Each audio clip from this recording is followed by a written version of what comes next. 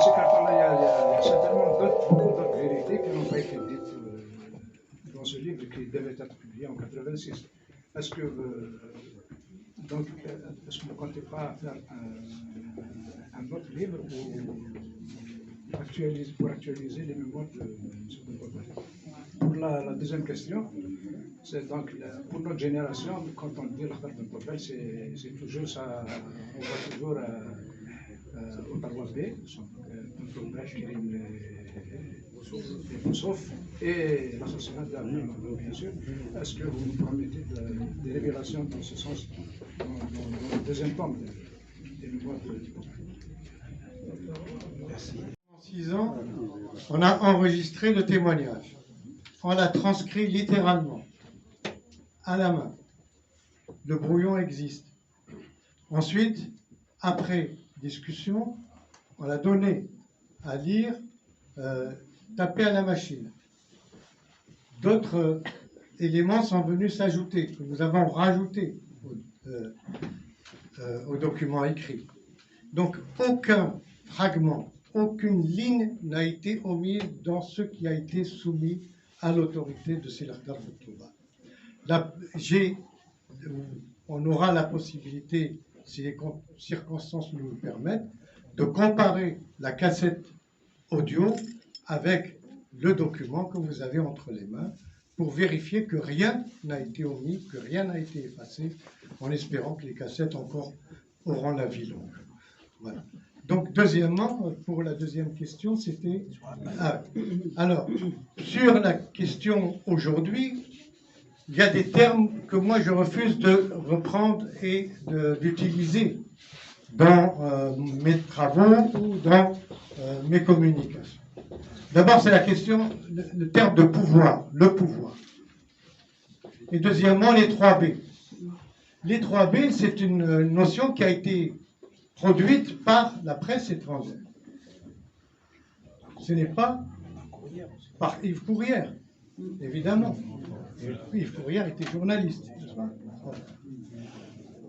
J'ai dit, j'insiste, en répondant à Nordin Azouz, j'ai dit membre du comité interministériel de la guerre. Pas membre des 3B. Voilà. C'est très important, parce qu'en lisant notre histoire à travers la grille de lecture de l'étranger, nous sommes à côté de notre histoire. Deuxièmement, quand on voit l'historiographie actuelle, contemporaine de la France, des jeunes historiens comme des anciens historiens, le terme qui a été jusqu'alors utilisé a été guerre d'Algérie, quand elle a été reconnue finalement comme guerre, et aujourd'hui par les jeunes historiens français, guerre d'indépendance. On ne dit plus guerre d'Algérie, on dit guerre d'indépendance. Qu'est-ce que ça veut dire, guerre d'indépendance? Qu'est-ce que ça veut dire, guerre? Donc, c'est deux remarques très importantes que je demande à ceux qui sont présents de bien souligner, de bien entendre. On veut réduire ce qui s'est passé, qui est en fait un mouvement de libération de l'Algérie et des Algériens, en sa dimension guerre. La guerre n'est qu'un des aspects de la lutte pour la libération. Depuis juillet 1830, la résistance et les résistances, la résistance de l'Émir Abdelkader et d'Ahmed Bey et les autres résistances qui ont suivi, et toute cette résistance du premier jour jusqu'au dernier jour n'a jamais été réduite à la seule dimension de guerre et donc d'affrontement armé. Des gens comme si Ammar Ben Addouda ne serait pas là s'il n'était pas aussi un militant politique. Il ne serait pas un militant politique s'il n'a pas aussi abandonné ses études supérieures pour pouvoir former les premiers groupes de l'organisation spéciale de la Fédération de France du FLN. Comment peut-on dire que Ammar Ben Addouda, le militant Ammar Ben Addouda, l'étudiant qui a arrêté ses études, c'est un militaire ou c'est un homme porteur d'armes? C'est d'abord un militant politique du Parti du peuple algérien et du mouvement pour le triomphe des libertés démocratiques, qui a fini par porter les armes.